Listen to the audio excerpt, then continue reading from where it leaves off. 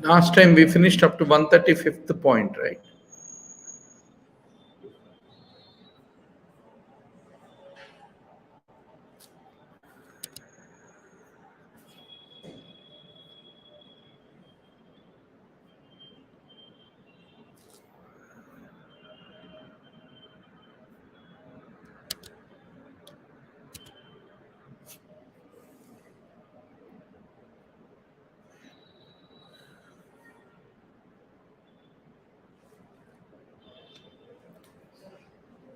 Good evening, everyone, and welcome to today's wonderful evening. Thank you, Dr. Teja, for coming to the session. Pavan, Kumar, Meena, and many more who are all online. We have almost 6 students online, 1 student in the class. From tomorrow, some of the wonderful students from Usmania Medical College are going to come to the live class. We are very much excited to see them in the live class. Always more the number of students in the live class, it is enjoyable. So all the modern day learning has become blended learning, both the face-to-face class whenever possible, and also the online, which gives you convenience. Only online is boring, only face-to-face is sometimes draining. So if you are from Hyderabad, if you are closer to Abbots or Nampally, please do come to the center. We would be happy to see your real-time faces. But otherwise, please do join at least online. So every day evening, 6 to 8 p.m., we have the live class, Monday to Saturday. Different teachers. ENT will be taught by Dr. Chandrasekhar. Ophthalmology, we have an excellent teacher called Dr. Mehboob from All India Institute of Medical Sciences. And Dr. Jayanti teaches anatomy, extremely good. Dr. Vishnu Soni and Dr. Gautam Chakravarti, they teach surgery. I teach general medicine. I can teach anything, but I want a mixture of everyone to be part of the game, right? So if you promise me that, sir, how can I attend your live class? Say Satvik Raj. Please come to Hyderabad, be our guest. Please call 9000-868-356, our helpline number, to join our live class. So with that preamble, every day we finish at least 150 to 200 points. Totally, there are 60,000 points, doctor. So 60,000 points require 600 hours of our study together, 100 points every 1 hour, right? So that is going to be the game. So let us make the great beginning, doctor. Can the online students can punch whether the voice is loud and clear for all of you? So we are studying social and preventive medicine. Human Development Index. What are the components of Human Development Index? Education, income, and longevity. Each of them is given 1/3, 1/3, 1/3 priority. And how do you calculate education? Education is adult literacy rate into 2/3 plus 1/3 into gross enrollment ratio will give you the education value while calculating the Human Development Index is what you need to remember. Gross enrollment means what? We have 3 levels of education: primary education up to class 5, secondary education until you finish your 12th, and tertiary is graduation, post-graduation, etc., etc. So gross enrollment considers all these 3 is what you need to remember. So how do you calculate education index. EYSI plus MYSI divided by 2. EYSI means EYSI, MYSI. Expected years of schooling index. MYSI means mean years of schooling index is called MYSI, is what you need to remember. So, yeah. Is the internet fine? Can check online. Is the voice loud and clear? Yeah, good. So now, doctor,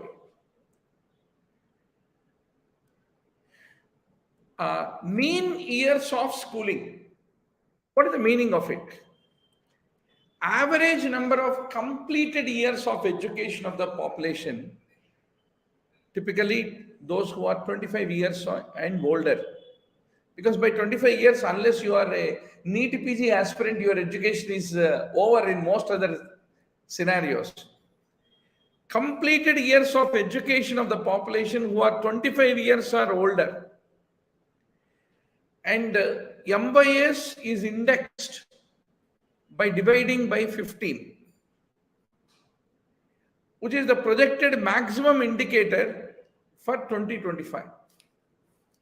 So once you calculated mean value of the years of the schooling, to convert that into an index, you have to divide it by 15 is what you have to basically remember.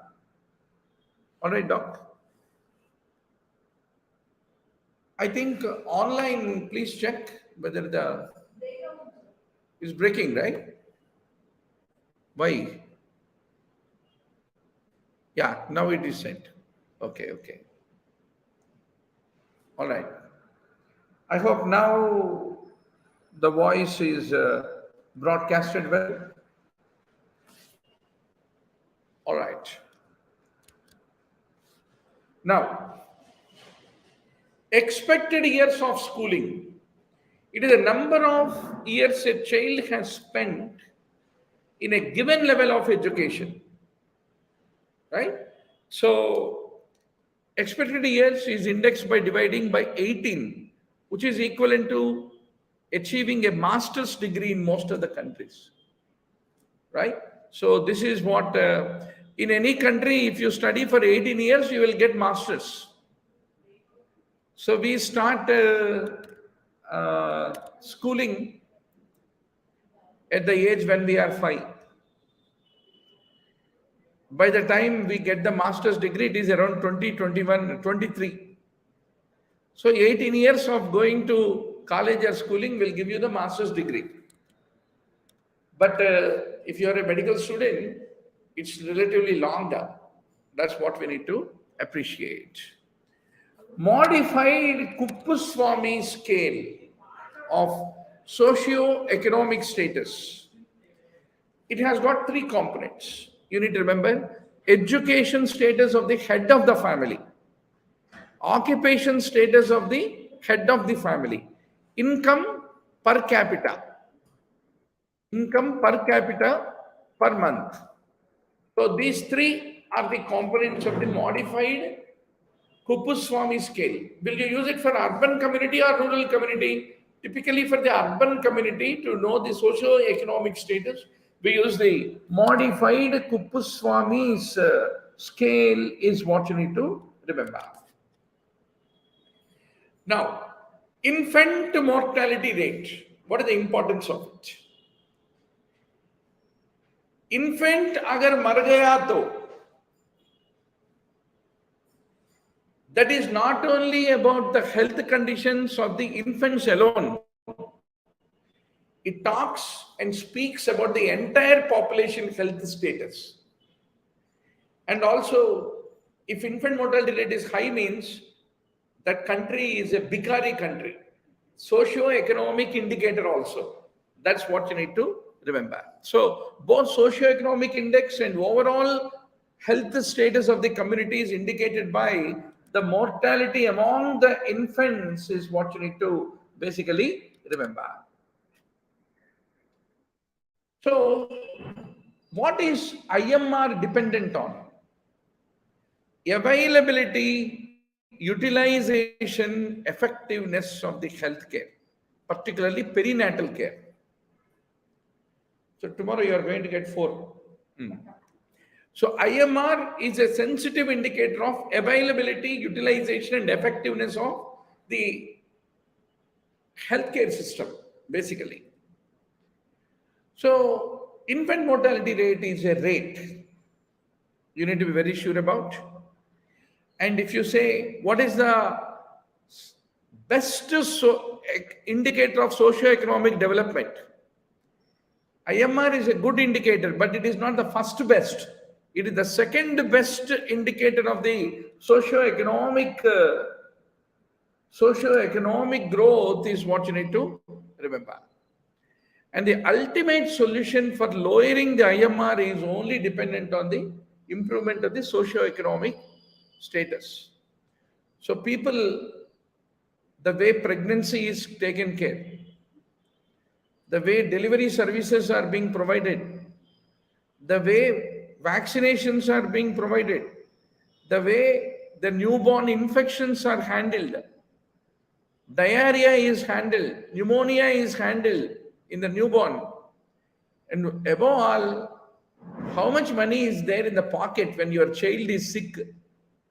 So that's the reason the IMR improvement only happens when the people socio-economic status is improved, is what you have to emphatically remember. Now, doctor, what is the best indicator? IMR is the second best indicator. Then what is the best indicator of the socio-economic development of the country? It is the under 5 mortality rate. Please don't forget, tomorrow's entrance exam, what is the best indicator means don't jump to IMR. IMR is the second best. But under 5 mortality rate is the best indicator of the socio-economic status of the community, is what you need to remember. So, IMR talks about the level of living, effectiveness of the maternal or child, मम्मा और छोटू दोनों का स्वास्थ्य का indicator होता है IMR. How effectively MCH services, are the women are getting vaccinated properly, are the women are nourished properly, are the hospital services are available properly, are the pediatric care services are available properly. MCH services ka indicator is infant mortality rate, is what you have to basically remember. Now, doctor, if the IMR is high, then it means health minister should resign. It is the failure of the state, is what you need to remember. Then, what is disability adjusted life expectancy? Disability adjusted life expectancy. Actually, disability adjusted life expectancy gives a better information than the IMR. If you want to take Sri Lanka versus India, if you want to compare where is the health status of people better, more than IMR, it is the disability adjusted life years. That is the amount of the life spent by the people without morbidity and disability. That is a better indicator if you want to compare the health status of two different populations. But DALES is more difficult to compute. IMR is more easier to compute. That's the reason it is considered to be a good indicator of the health status of the country and a community, is what you have to basically remember. So whenever the country has got a very limited resources to do these population study, then IMR is a suitable choice than the DALE. But UNICEF, if you ask them what is the single best indicator of socio-economic development and well-being, then they will consider two things. under 5 mortality rate, and child mortality rate are the two best indicators according to the UNICEF, is what you have to basically remember. Now, what is standard of living? Roti, kapada, makan. Roti, kapada, makan. The income, occupation, standard of housing, sanitation, nutrition, level of provision of the health, educational services, recreational services, etc. If you have to prepare for medical entrance exam, if you have to shell down about 75,000 rupees for coaching, then standard of living of that country is very bad. If you want to become graduated or go to medical college and become a doctor, if you have to spend 60 lakhs, that is a very bad country. Because after you pass out, all your goal is first to recover that 60 lakhs. It's a lifetime debt, right? So that's the reason, doctor. Remember that standard of living, income and occupation, standard of housing, sanitation, nutrition, level of provision of the health, educational, recreational services is what you need to remember. Now, bed turnover interval, what is it an indicator?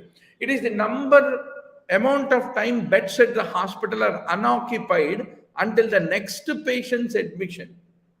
After a patient got discharged, before next patient comes, the time interval is there, no? That is bed turnover interval where the bed is empty, unoccupied. Suppose if the bed turnover interval is a negative value. Negative value means there are no beds available. There are, in fact, another 50 patients are waiting for the present beds to get discharged before they come and sit on these beds. That is negative value. If the bed turnover interval is negative, that indicates 100% occupancy, overutilization of the services and scarcity of beds. Suppose if the bed turnover value is positive, it indicates a lot of vacant beds, underutilization, defective admission process, or poor quality of medical care. If you go to a particular government hospital, अगर अंदर जाते वक्त दो पांव पे जाएगा, बाहर निकलते वक्त 4 पांव पे निकलेगा. So if 4 people have 4 hands, you are walking out, you are dead. So people are scared to go to the hospital. There is a very famous saying now, Nenu Ranu Biddo Sarkaru Davakhana ki. So positive value means I will not come to the Sarkar Davakhana. That means bed is all vacant. Positive value, right? Now, slight positive value means optimum utilization. Means, okay, any given time 3 to 4 beds out of 20 beds are available. That means remaining 17 are occupied, good services are provided, and we are available for any new cases to be taken. Means that is best. So, slight positive bed turnover interval is considered to be the optimum utilization of the healthcare services. So all these things come like small MCQs. You have to be very, very sure about. Now, आ गया बट्टी मारने वाला item. आपके list में बैठ जाना. What are the 7 conditions? 7 conditions which are under international surveillance. Don't forget to remember this list. Batti marke, louse-borne typhus fever, relapsing fever, poliomyelitis, malaria, human influenza, rabies, and salmonellosis under international surveillance. All right. So please remember this at any cost, right? So we are building shortly, another 1 week, we are launching a chatbot. on the Wongo app. So when you go to the app, it will ask you, which subject do you want to revise? Okay, I want to revise PSM. All right, it will ask you, do you want to revise the points new points or old points that you have bookmarked, or both new plus old? What do you want to do? I said I want to revise old plus new. Then what it will do, it will ask you this point, show you this point, this image, and it will ask you to mention, do you want to mark it as know it, bookmark it, don't know, know it, or bookmark it? If you say don't know, it will consider that it is also bookmarked. Bookmark means you know it, but you want to be reminded later. So your job is, while you are traveling anywhere in the hospital, play with the chatbot, and you keep bookmarking the points, or confirm that you know them already or you don't know them. And as you are doing that screening, some points you feel like doing revision with your friends. So it will also tell you, with whom do you want to study together? Okay, I want to study with Ramu or Shailaja or Pranita. All right. Then every time you are finishing a point, it will tell Ramu also bookmarked it, Shailaja also bookmarked it. Achha, that's good.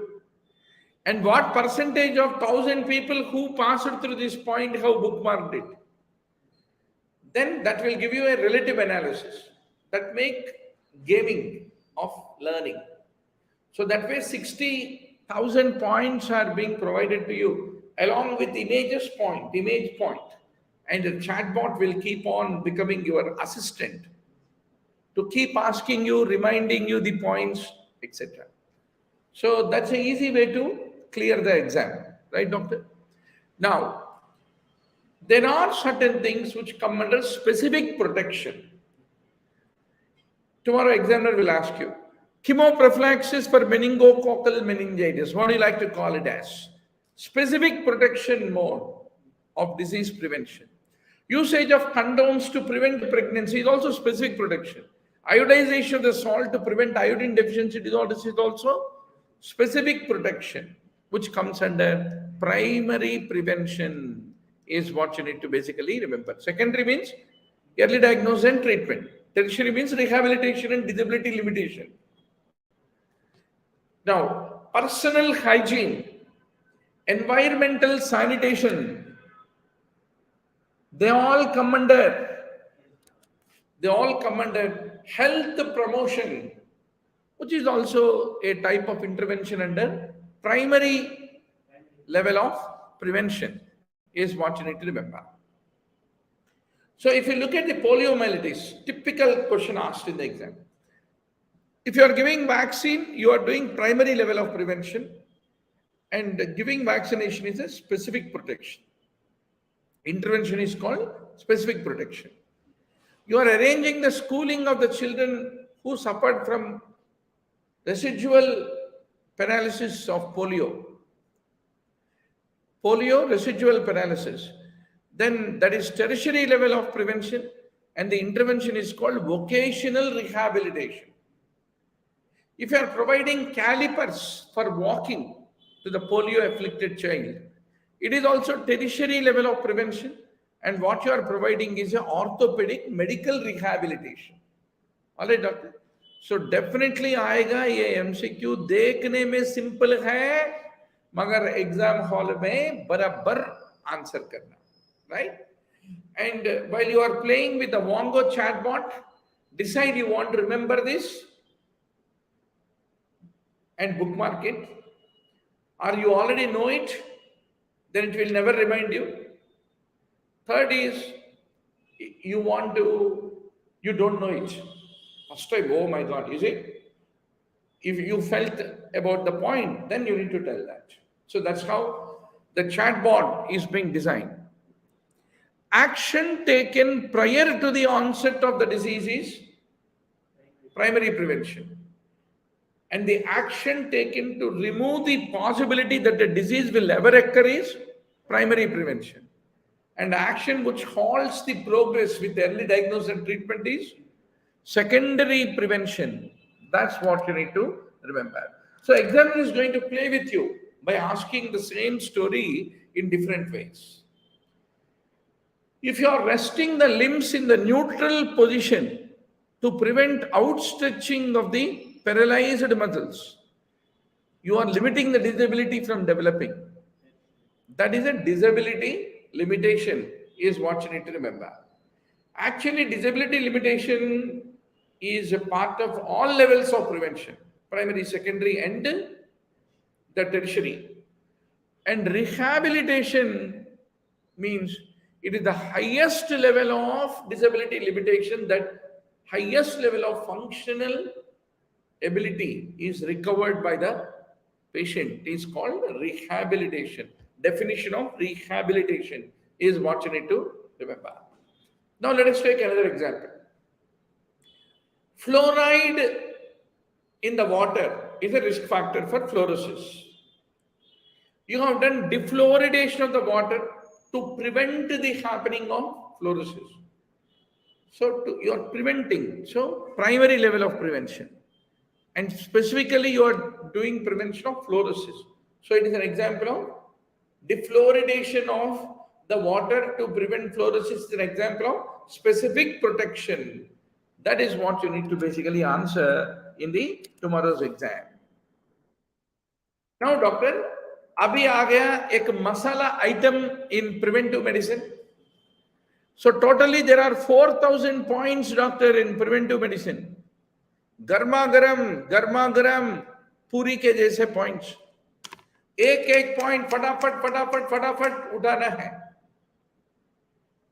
You will take 40 hours to revise 4,000 points. Out of that, about 1,500 to 2,000 points आपको ऐसा लगेगा कि और एक मर्तबा revision करना पड़ेगा बोल के लगेगा. So you will take 40 hours for first painting, 20 hours for second round. Finally, you will limit yourself to around 500 points for the last 30 days revision. Simple. So 500 points take 5 hours. The moment in the last moment revision means in 5 hours, if you are able to do the revision of the SPM, means you are well prepared. In 15 to 20 hours, you are able to do the revision of general medicine, means you prepared. Otherwise, you are not prepared for the war. Right? Simple. There is nothing miracle about preparation. So in general medicine, for example, there are about 8,000 points. First round will take 100 points per hour run rate, 80 hours. Out of that, around 3,000 points, you feel that you want to revise at least once. So it will take another 30 hours. Ultimately, you will have around 1,000 points for the last 30 days, which is about 10 hours. 80 plus 30, 110 plus 10, 120 hours. That is all your investment of time into general medicine. So ये पूरा समय का गणित है. The only invaluable thing in the human life is time. Money, everything are reproducible. Time is the only thing in the world that is not reproducible.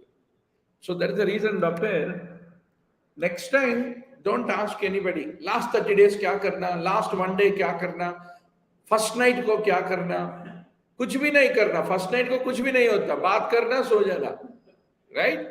So, no anxiety about it.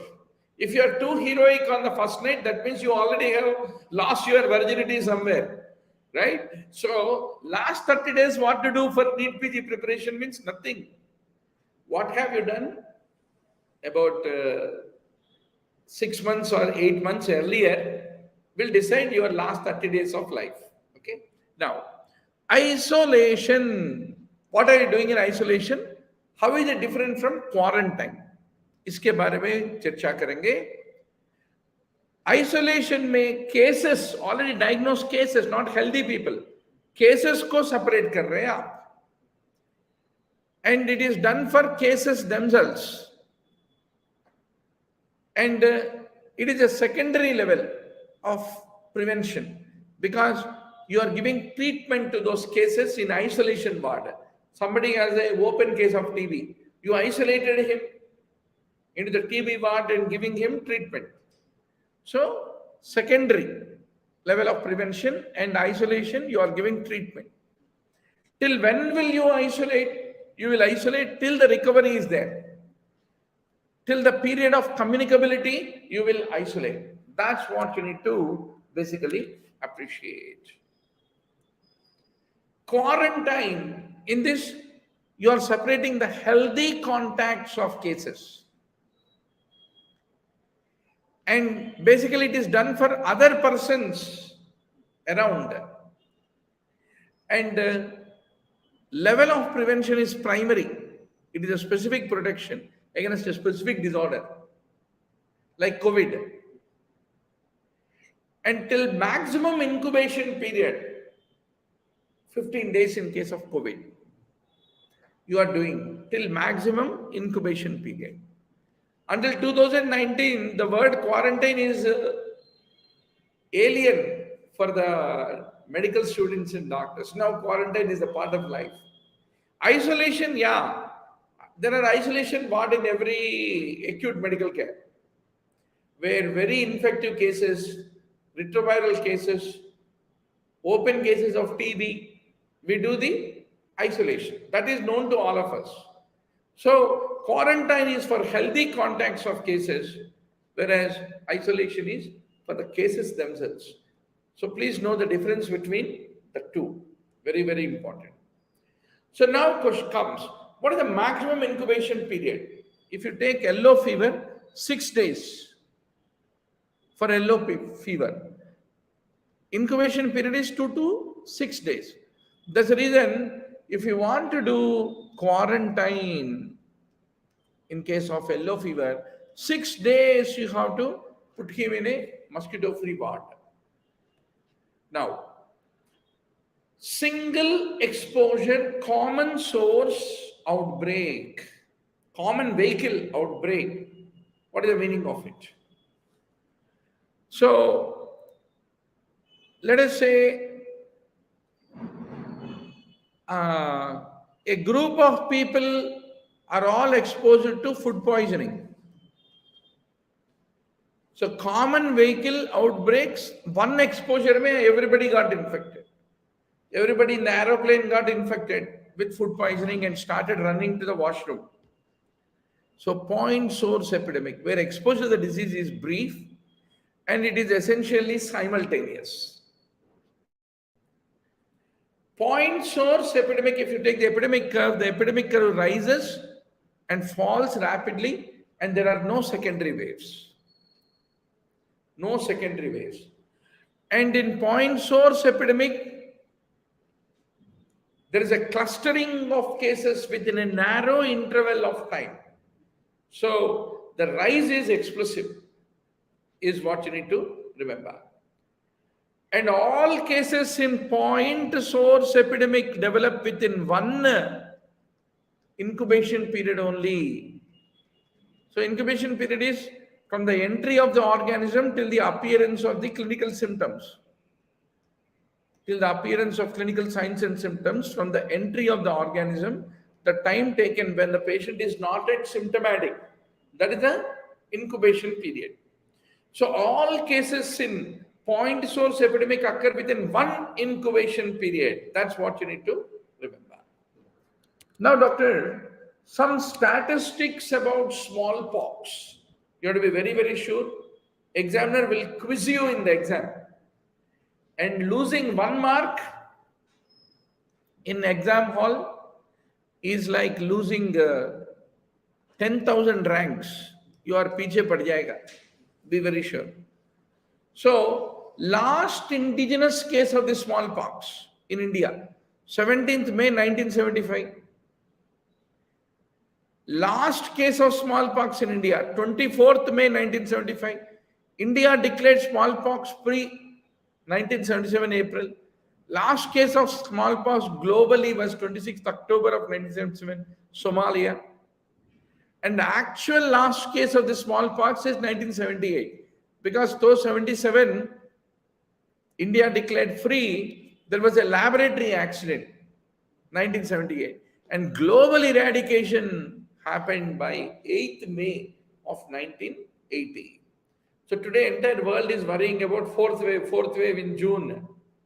Unlikely, because it's a propagated epidemic. COVID is propagated epidemic, and either people got infected, they died, or they got herd immunity. So very unlikely to get the fourth wave. But still we need to be careful. Now, observational studies.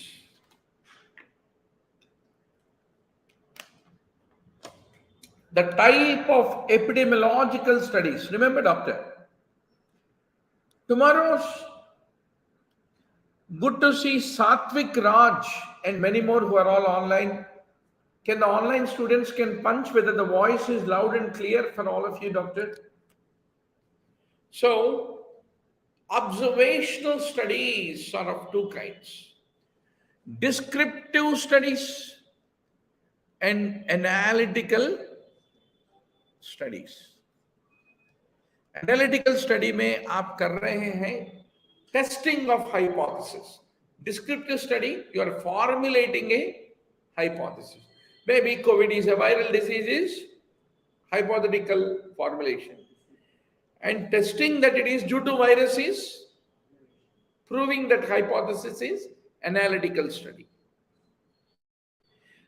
So, one of the favorite MCQ of the examiner is, in each of the types of analytical study, what is the unit of study?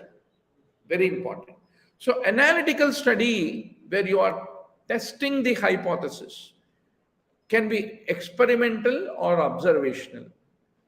Experimental can be uncontrolled trial or a controlled trial.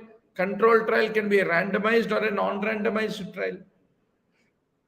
Then observational study, one of the type of analytical study can be a cohort study, case control study, cross-sectional study, longitudinal study. Itna story hai, right? So every time one MCQ out of 20 questions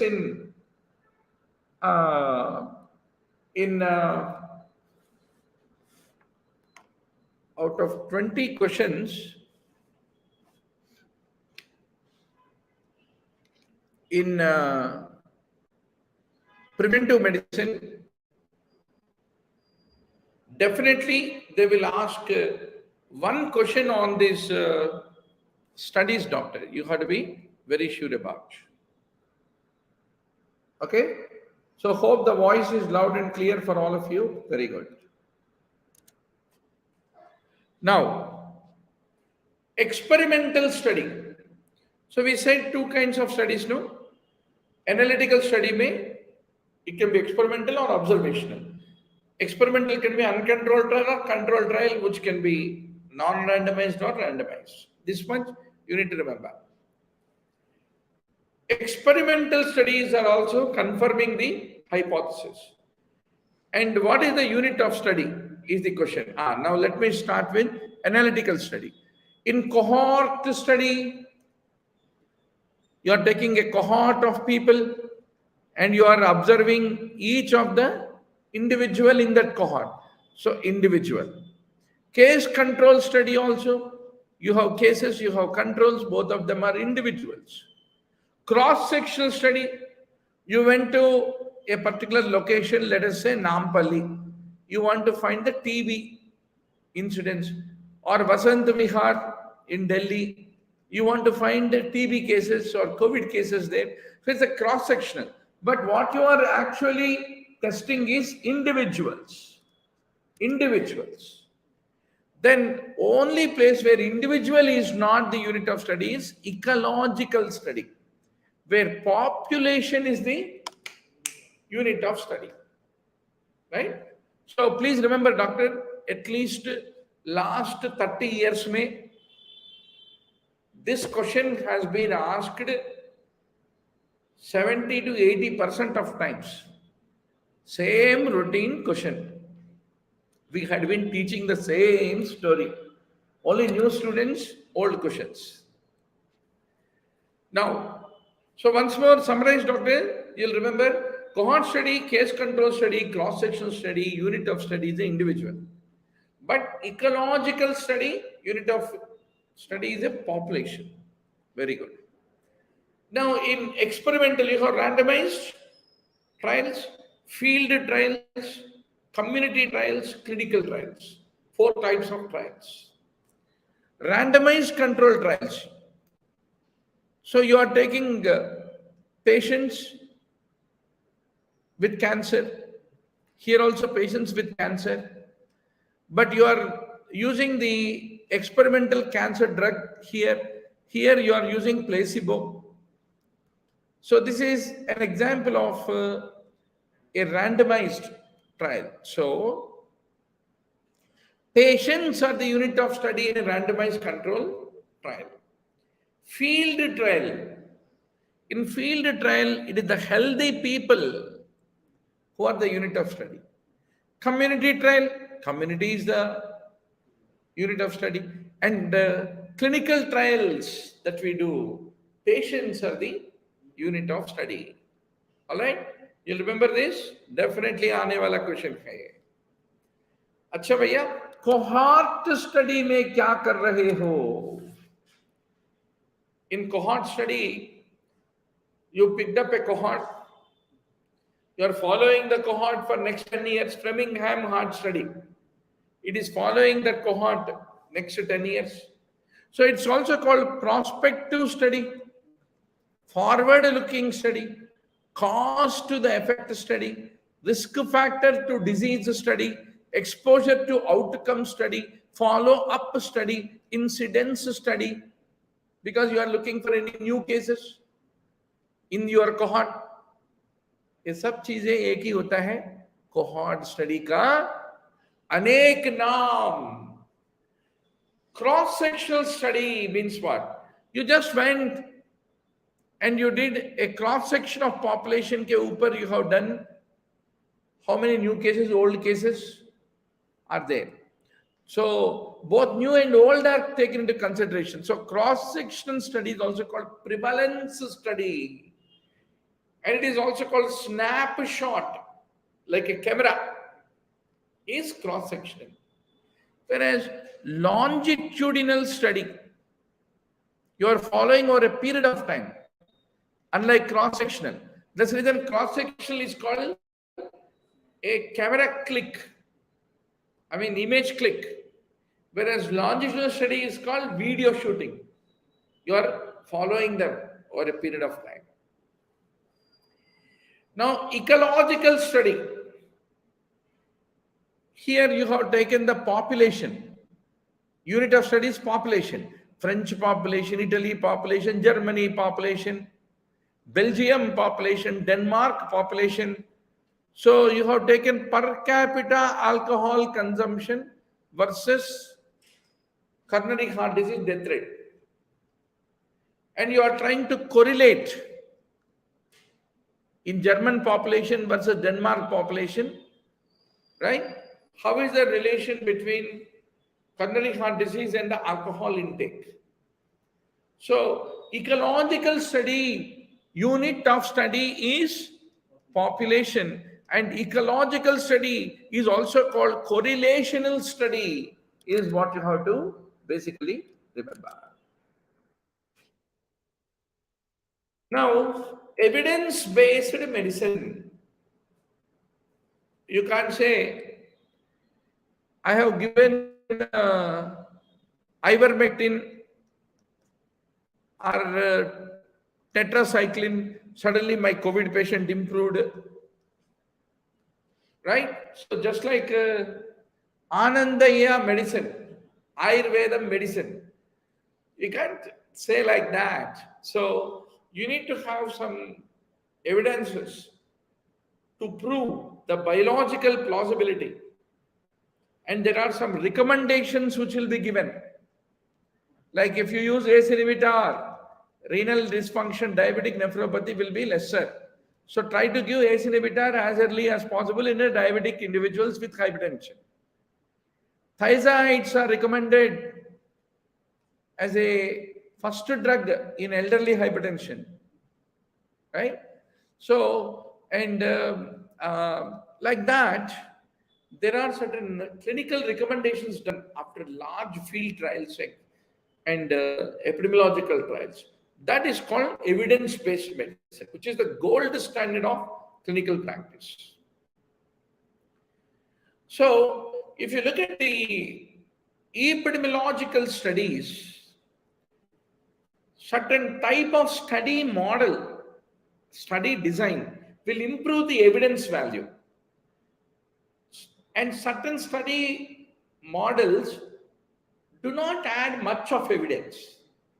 So, meta-analysis, systematic reviews, blinded trials. With blinding, you will remove the bias. So, blinded trials, systematic reviews, meta-analysis, they are most important and strong epidemiological studies. Whereas clinical opinions, conventional wisdom of researchers, Anandaya, Ayurveda, medicine of COVID, they are least important, right? So, in evidence-based medicine, what are the statistical tools and parameters that we use? Likelihood ratio. The likelihood of your getting a top rank in entrance exam is likelihood ratio. Evidence-based. So tomorrow, next week, we will be launching the Wongo Chatbot. Once you are playing and interacting with the chatbot, based upon the number of points you are keeping in, make this point to revise, make this point me, remind me to at this point I don't know, this point I know very well. Based on that, it will keep doing analysis, machine learning. What is the likelihood of your topping the entrance exam, right? The more and more you are keeping in, I know this, I know this, I know this, your likelihood of becoming topper is increasing. So that's how it will be like a self-learning mode. You don't need coaching program for that. You need a bot who will talk to you. Wongo bot. Now, receiver operator characteristic curve, also called ROC curve. Receiver operator characteristic curve. So you take true positive rate on y-axis, false positive rate on the x-axis, and you take a random classifier and you will do the receiver operator characteristic curve, which is one of the statistical parameter which is used in evidence-based medicine, is what you need to remember. Now, if you look at the evidence pyramid, सबसे सर्वश्रेष्ठ method होता है Meta analysis. What do you do in meta analysis? In meta analysis, you take the study done in Japan. You have done a study done in China in 20 hospitals. Oh, make a complete closure, no problem. Yeah, you can put a chair against it.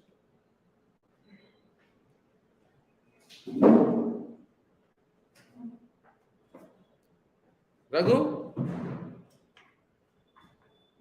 close this. From there, hot air is coming. You can close that door. That door and that door you close. Yeah. So what is meant by meta-analysis? You have taken the Japanese study, Chinese study done in 20 hospitals, Indian study. You have combined the observations of all these studies together and derived a inference. That is called meta-analysis. Meta-analysis is the highest gold standard in evidence-based medicine, based on which you create recommendations. Then comes systematic review. Then comes the randomized control trials, cohort studies, which are better than case control series, better than case series and case reports, better than expert opinions.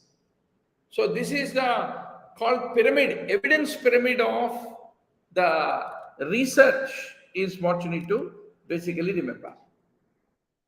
Now, rate. What is the meaning of rate, proportion, ratio? Everything we have to be very sure, doctor. Rate means numerator is a part of denominator. Multiplier can be 1,000, 10,000 or 1 lakh. Ratio. Numerator is not a part of denominator. For example, number of apples divided by number of oranges is what? Ratio. But number of apples by total number of fruits becomes rate. So rate, numerator is a part of denominator because apples are a part of fruits. Ratio is, numerator is not a part of denominator, and both numerator and denominator are not related. Right? So another simple example. If you marry, being a doctor, if you marry another doctor, you are entering a rate. You are entering a rate.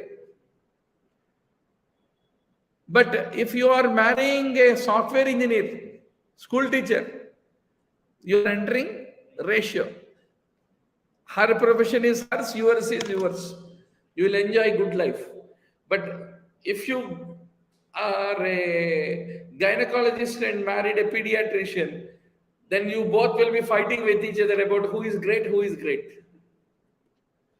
Right. Now proportion. Proportion also, numerator is a part of the denominator. Multiplier is 100 and it is expressed as a percentage. Percentage. That's what we need to basically remember. Infant mortality rate. Number of infant deaths divided by number of live births. Please don't forget, denominator mein kya hai bhaiya? Live births are there in the denominator. And numerator has infant deaths are there in the numerator. Right? So IMR. And multiplier is 1,000. So numerator is part of the denominator in infant mortality rate. Multiplier is not 100 because 1,000. And infant mortality rate hence is an example of a rate. Then maternal mortality rate, number of deaths in the mothers divided by live births is the denominator. And 100,000, 1 lakh is the multiplier while calculating MMR. So in maternal mortality rate, numerator is not a part of denominator because mother's death and live births are not related. Hence it is a ratio, not a rate. Please remember, in exam hall, they will screw our piece if we are not sure about these things. Sex ratio, number of females divided by number of males into 1,000 will give you sex ratio. In sex ratio also, numerator is not a part of denominator because females are not a part of the males. They both are not related. Hence, sex ratio is a ratio, is what you should remember. Incidence, number of new cases divided by total population which is at risk. Total population at risk comes in denominator. into 100 into 1000. 1000 is the multiplier. In incidence, numerator is part of the denominator. Multiplier is not 100. Hence, incidence is an example of a rate, is what you need to remember. Prevalence, number of new cases plus old cases divided by total population into 100. 100 is the multiplier. So in prevalence, numerator is a part of the denominator and multiplier is 100. Hence, prevalence is a proportion, incidence is a rate. That's what you have to be very sure about. Case fatality rate, number of deaths divided by number of cases into 100. So, numerator is a part of the denominator and multiplier is 100. Hence, case fatality rate is a proportion, is what you have to remember. Relative risk, incidence among exposed divided by incidence among non-exposed. Exposed by non-exposed. What is the incidence of the disease? Right? So, toppers among the people who took coaching, toppers among the people who self-studied. That is called relative risk. Right? And relative risk also, numerator is not a part of denominator. Both are unrelated. Exposed and non-exposed are unrelated. Hence, it is an example of ratio, is what you need to remember.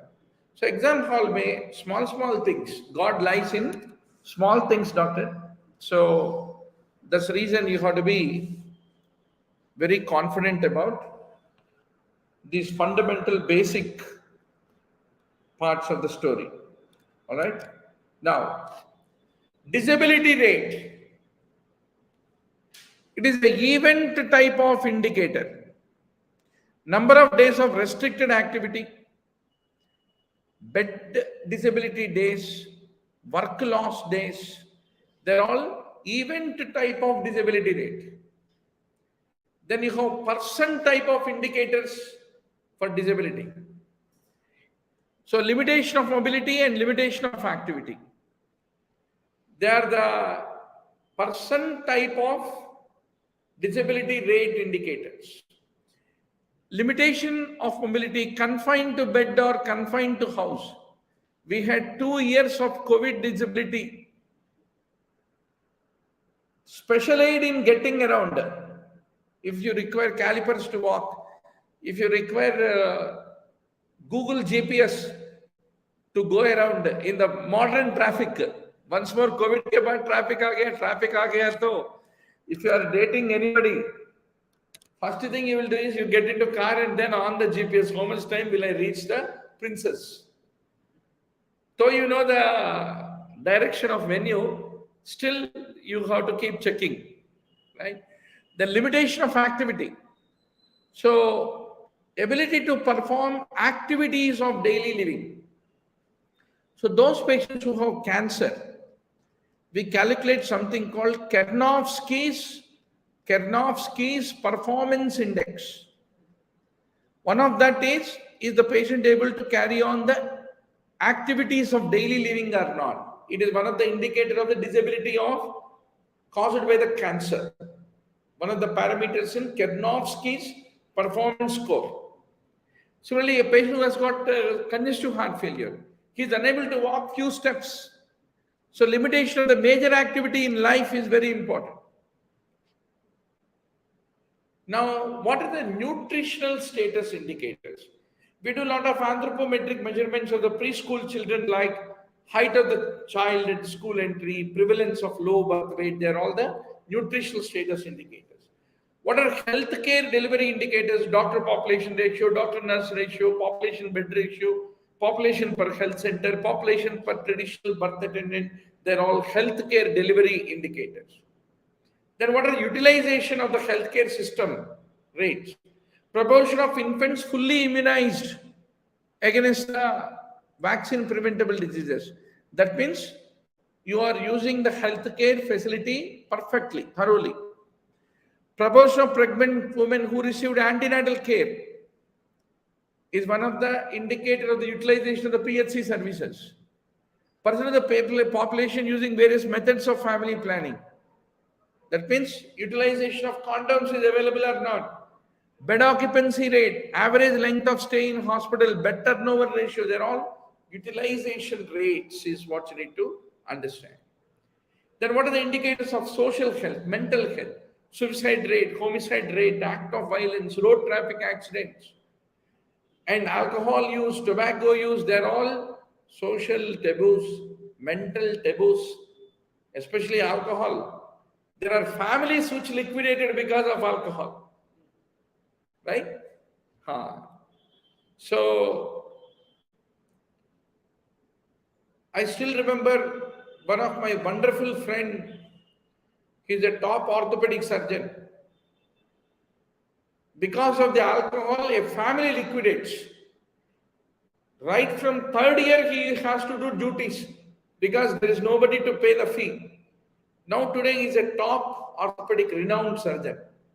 So doctor, alcohol is a social taboo, is what we need to remember.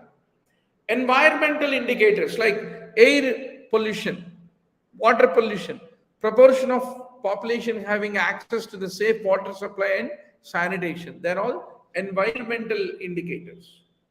Then socio-economic indicators, per capita GNP, level of unemployment, dependency ratio, right? Literacy rate, etc., etc. Health policy indicators, how much of gross national product we are spending on healthcare. If you look at how much money we spend on army to save the country versus how much we spend on health, you check in the Google what percentage of GNP for health versus spending on defense services for buying guns. We spend more on buying guns than taking care of people, right? So, what is an indicator for the quality of life? PQLI is an example of quality of life indicator. So that is all the story of indicators. Most of the things while reading, no, doctor, we feel really sleepy. That's the reason SPM is called sleep promoting medicine. But one round we need to know all these things because for tomorrow's exam, from which angle examiner tests us, we don't know. Now comes to the serious matter, which is going to be an important MCQ in the tomorrow's exam. International death certificate, right? So the World Health Organization recommended a death certificate. In this death certificate, you have typically 4 lines. Line 1A, line 1A,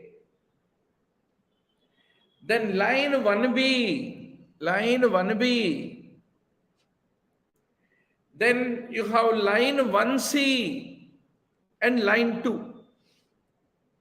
Line 2. 1A in the death certificate.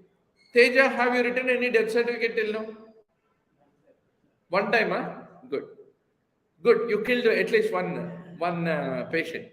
Line 1A. The disease or the condition directly relating to the death.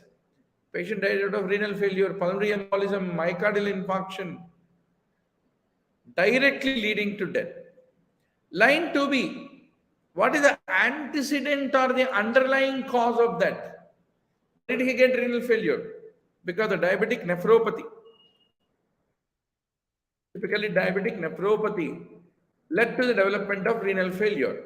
So that is the reason, doctor, the diabetic nephropathy goes into line 1B. Tomorrow's exam, they will definitely ask this question. 1B, antecedent or underlying cause like diabetic nephropathy. Immediate cause directly leading to death is renal failure. That goes into 1A. And the main antecedent or underlying cause, diabetic nephropathy, is because of diabetes. So that goes into the line 1C. And any other significant condition contributing to the death but not related to the condition causing it, like hypertension.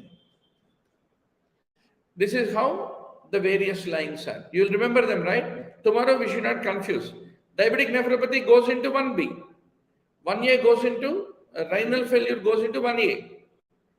And diabetes, which is the antecedent main cause, goes into the line 1C.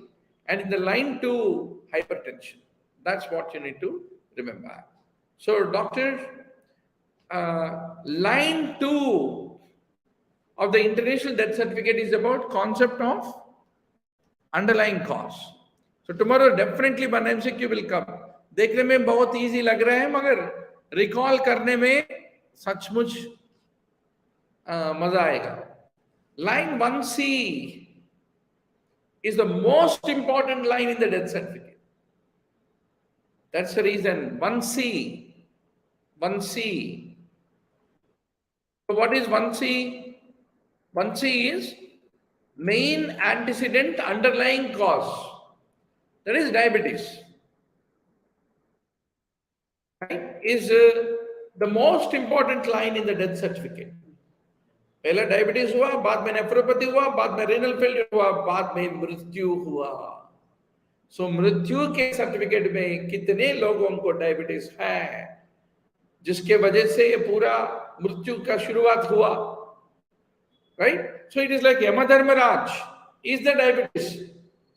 Ultimately, it led to one after the other and killed the patient. So the 1C is called the essence of the death certificate. That's what you need to remember. Now, what is crude birth rate, doctor? Crude birth rate, which we need to be very sure about. The number of live births per 1,000 mid-year population. Remember, 1,000 mid-year population. So 1,000 is the multiplier, number of deaths in a year, and the denominator is total mid-year. You should not forget this. What is the numerator, denominator, and what is the multiplier? Definitely पूछेगा कल के entrance में. Then crude death rate is number of deaths per 1,000 mid-year population. So once more mid-year comes in the denominator and 1,000 is the multiplier. अभी आ गया favorite question. 2020 का statistics, current statistics. 17.44, 17.44. Don't forget this value. Definitely tomorrow's entrance they will ask you. Crude death rate 7.19 according to 2020 statistics is what you have to remember. Crude death rate. Now specific death rate. The cause or the disease specific death rate, group specific like age, elderly people die because of this, 40-year-old die because of this, pediatric age die because of this. That is group specific death rate. Sex specific death rate, age and sex specific. Typically, disease happen very commonly leading to death between at the 55-year age group among the females. That is age sex specific. So why specific death rates are important? If you know the specific death rate of a disease, you can know what is the sex, what is the age at which we are at the risk of dying. At risk group you can know, so that you can take preventive action. And also you can check number of people in Mumbai versus number of people in Delhi who are between 40 to 45, who are becoming diabetic. If you want to know, you can compare the two.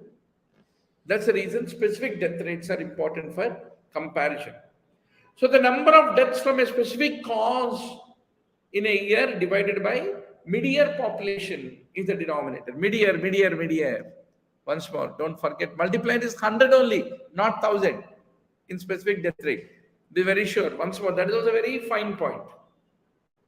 Proportional mortality rate. It is the number of deaths due to particular cause or a particular age group per 100 or 1000 total deaths. Denominator is total deaths. Numerator is number of deaths due to particular cause or a particular age group. That's what you need to remember. So if you want to know the burden of a particular disease in the community, how much diabetes is burden is there, how much epilepsy burden is there, how much Alzheimer's disease burden is there, proportional mortality rate is simplest measure of estimating the burden of the disease in the community is what you have to remember for the tomorrow's exam.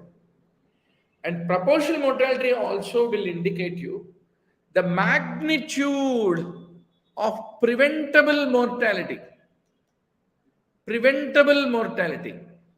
Suppose if you know that this disease is very common among the smokers between 40 to 45 age group who are sedentary, if you know that, you can prevent it. So magnitude of preventable mortality will be known by proportional mortality rate very effectively is what we need to remember. Another thing, if you don't have the whole population data also, still proportional mortality rate can be used as a health indicator is what you need to basically remember. And proportional mortality rate, suppose proportional mortality rate, that means suppose it is being found that between 40 to 45 age group compared to diabetes, hypertension is more commonly responsible for mortality. It does not mean that if you are 43-year-old belonging to that community, you will die due to hypertension. So it has nothing to tell about the risk of the members dying from the disease. It is only to compare what percentage of the deaths are contributed by that particular disease. That's what you need to remember. So, doctor, with this, we will conclude the today's Chai Pe Charcha with Dr. Murali Bharadwaz. 1 hour, 15 minutes non-stop. Preventive medicine. Without getting syncopal attack, exertional dyspnea, angina, means we are successful. You know, dry subjects, the guys who can master the dry, microbiology. If some guy says, I'm so excited to study microbiology, means something abnormal about that guy. If somebody says, I'm so excited about these vaccines, insecticides, preventive medicine, ratios, statistics, wow, something wrong with that guy. He has no girlfriends, or maybe his girlfriend break up with him, and maybe he's in alcohol withdrawal, some reason. Medicine, dermatology, surgery, they can be exciting because they're clinical cases day in and day out. All these are imagination. So imaginative subjects require a companion like Dr. Murali Bharadwaz, who will tell how to be excited about this otherwise non-excitable dry subject. Okay, doctor. So thanks for attending today's wonderful evening. Please do come tomorrow. Once more, we will continue with our journey in preventive medicine. Thank you.